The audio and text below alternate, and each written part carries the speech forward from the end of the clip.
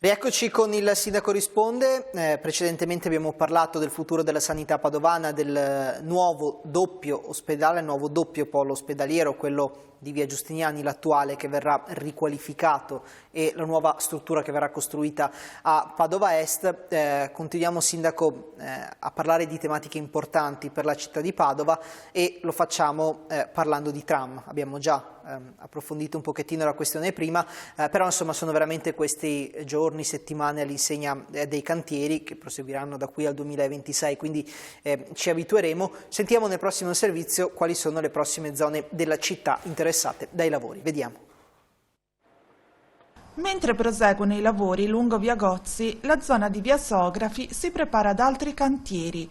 Nella strada che collega l'ospedale civile al quartiere Forcellini si dovranno spostare i sottoservizi per il passaggio delle condotte idriche e fognarie, lavori propedeutici alla posa della piattaforma per i binari della linea tranviaria stazione Volta Barozzo. L'impresa incaricata procederà cercando di limitare al minimo i disagi per i cittadini.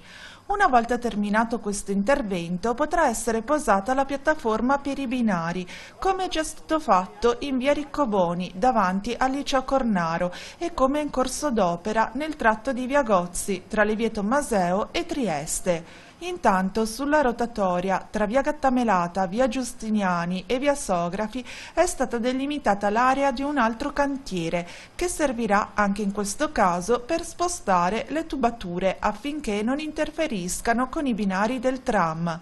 I cantieri del tram stanno complicando la circolazione. Disagi necessari per raggiungere l'obiettivo previsto di concludere i lavori entro il 2026 e che, lo ripetiamo, dovrebbero essere occasione per pensare ad accorgimenti viabilistici che migliorino la circolazione anche in chiave degli sviluppi futuri della città. Questo, Sindaco, a dimostrare come tutte le questioni della città siano legate. Parlavamo prima del nuovo ospedale, della riqualificazione della struttura di via Giustiniani. Ebbene, lì vicino, perché via Sografi di fatto è lì vicino, a breve cominceranno i lavori. Quindi, come alla fine si tratta di un mosaico in cui tutto è un po' incatenato e doveva studiato tutto nei minimi dettagli per garantire la viabilità e la vivibilità della città. No, stanno facendo cantieri piccoli, per cui tratti piccoli, in modo da non sconvolgere le attività commerciali, lavorative di qualsiasi genere, per cui siamo molto attenti a questo. Sono bravi, perché vi ricordo adesso anche la linea Rubano-Vigonza è andata in gara, ha vinto 2 aziende tra paesi abbastanza locali, una del centro di Padova, che collaboreranno al 100% con i nostri RUP, Ingegnere Galeazzo, e cercando proprio di limitare i danni. Però vi ricordo sempre, sono 18 km e mezzo più 8 e mezzo. Bisogna alla fine tagliare tanti chilometri necessari. Ma questo vuol dire sistemare anche i sottoservizi, che è cosa importante. Nessuno ci bada le fognature, l'acqua, ma quando mancano dopo sono problemi. Questo vuol dire un doppio vantaggio, sistemare le fognature. Se fosse solo mettere le piattaforme sarebbe molto più semplice. Basta, si è visto. Ecco, questo è l'esempio, si mettono, non mettono le rotaie, le mettono in secondo tempo, però è abbastanza facile.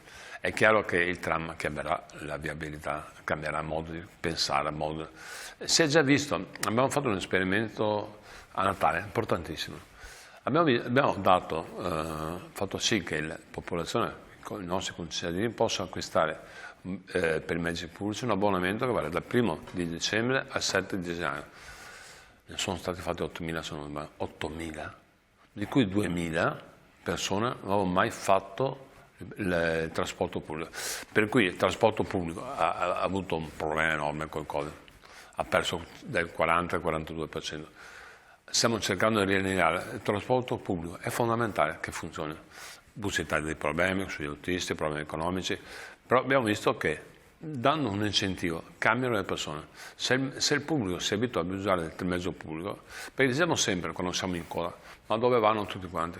No, te compreso che lo dici per questo problema, ma se noi facciamo funzionare il mezzo pubblico cambia Padova, per forza, non c'è alternativa. Adesso facendo anche Presidente della provincia, spesso i comuni vengono a chiedere, sono un comune X, non grande, mi passa un traffico pesante in mezzo.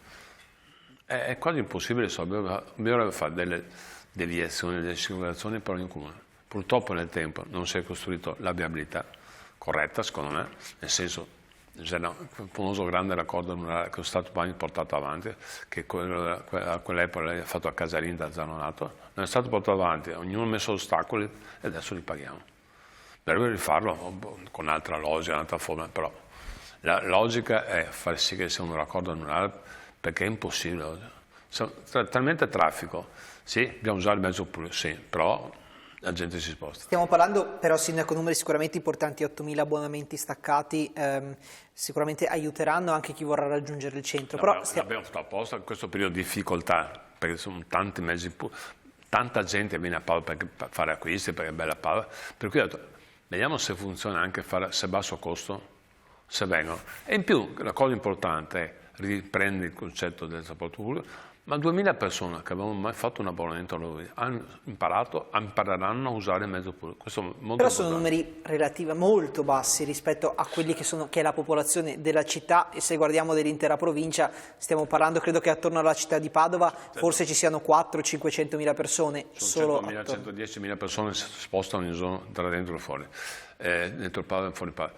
Però che la gente abbia pensato di prendere il mezzo pubblico, abbiamo fatto apposta feste di Natale, come paga dai parcheggi scambiatori si paga €0,5 e si va a Padova. Con questo abbiamo alleggerito moltissimo. Fate caso, il centro è pieno di persone, ma perché stanno usando il mezzo pubblico, che tra l'altro in questo periodo è stato anche rinforzato sotto l'aspetto mezzi sia tram che auto. Non c'è soluzione, bisogna usare il mezzo pubblico, ma io sono convinto che adesso uno va in centro, c'è ZTL e non può entrare, devo cercare il parcheggio e forse prendo una multa e vado per parcheggiare in Piazza dell'Insurrezione, costa €3,50. Uno prende il tram, parcheggio scambiatore, arriva in centro, spende €0,5 e se non si è dannato, non ha perso tempo, non si è arrabbiato. Bisogna usare il mezzo pubblico. Ma questo io sono convinto che avrà un grande successo il tram, perché se uno ci impiega metà tempo, un terzo del tempo, andare da un punto all'altro e non rischia multe, lo usa per forza.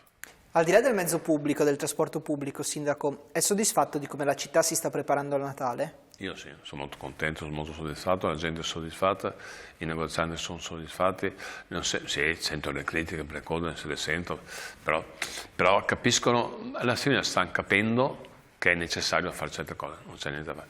Noi abbiamo acquistato anche 8 pannelli a messaggio variabile, perché è indispensabile che la gente sappia l'alternativa. Non posso andare per questa strada, faccio questo percorso. È molto importante avvisare in tempo cosa devono fare.